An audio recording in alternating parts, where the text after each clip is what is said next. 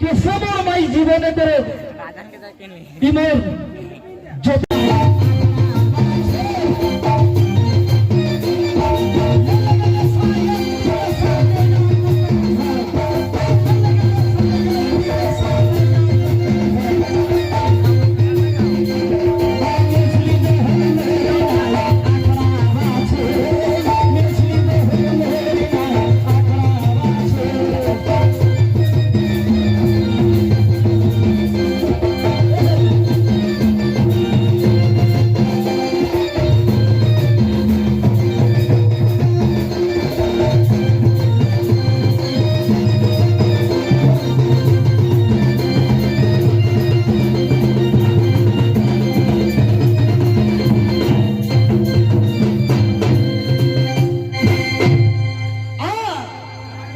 বর্তিয়ার মেছলি গেলা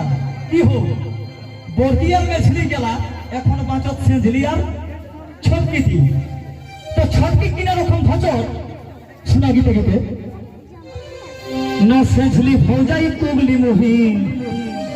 এ বাবা রে ইখিন যদি কেউ সেঁঝলি আই হা বাবা রাগাই হানা একটা দি থেকে শোনো ওটা আমি মাফি লাগিলেই হন নাহলে তুমি জীবনটাই কিনা কিনা করেছিল লাগাল সেঝলি ভৌজাই তুগলি মহিন ওকর ফুলে ফুল লাগাল দাদা ফুলে ফুল লাগাল আর কোন নাহি বুঝতে নয় তিতা কাঁচা ঝাল আর কোন নাহি বুঝতে নয় তিতা কাঁচা ঝাল কোন নাহি বুঝতে নয় তিতা কাঁচা ঝাল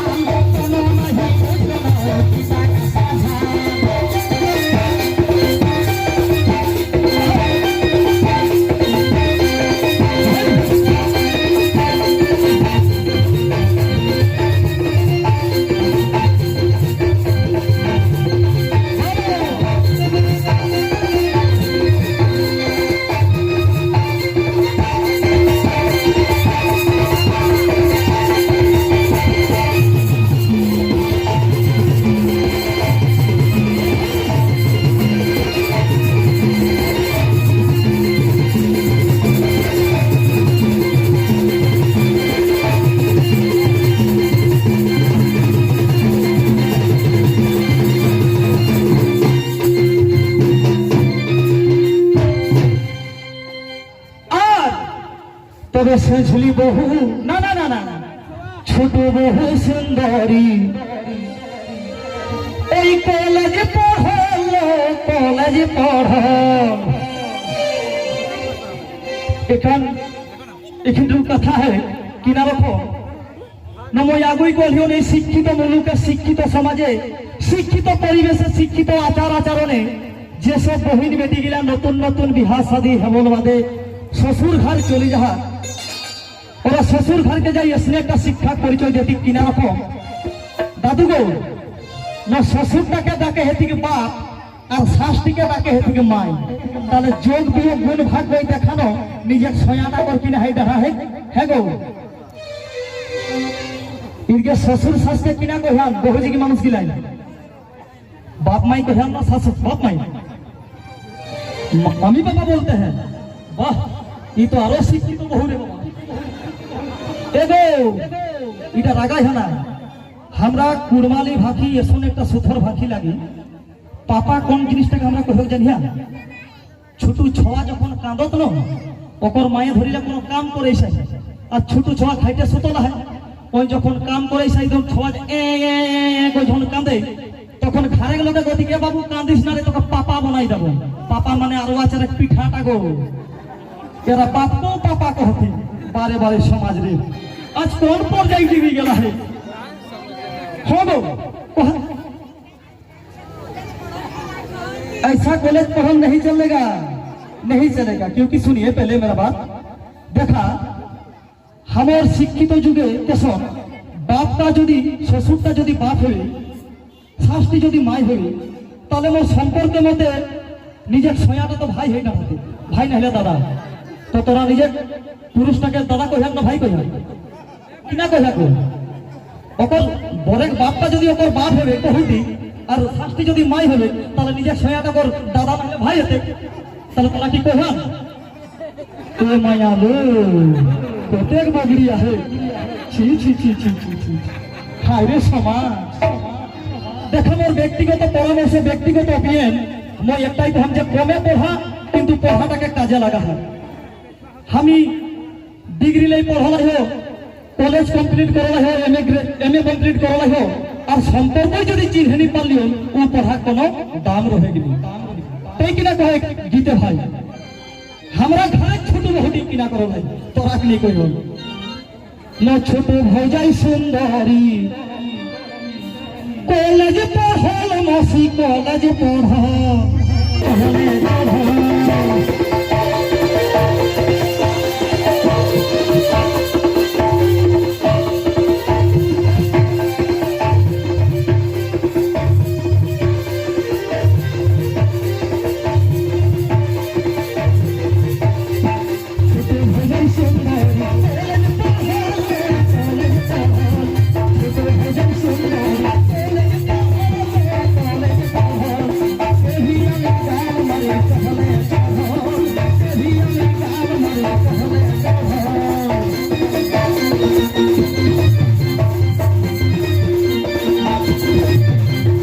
खेत कादा হয়ে গেলি আস্তে আস্তে সেই খেত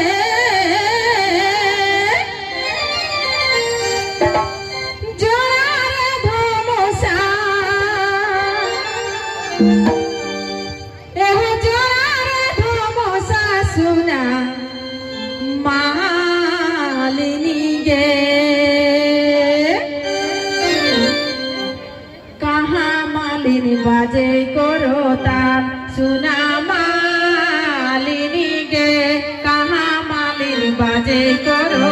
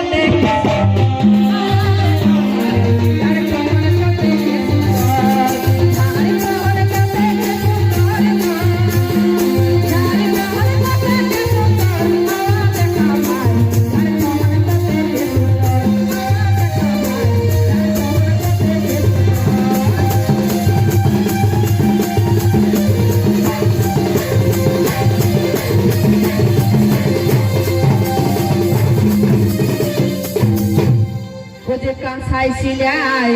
সবর না খা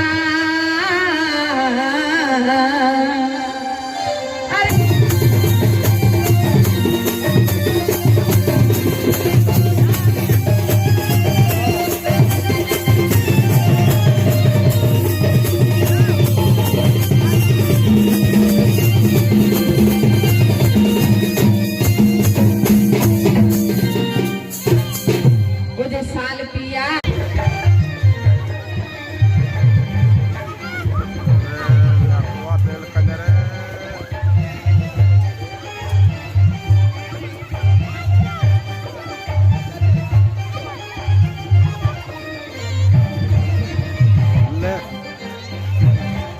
لا دقي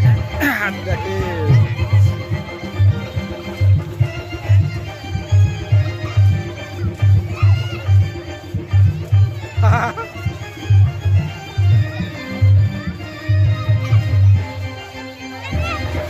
दाएं दाएं दाएं दाएं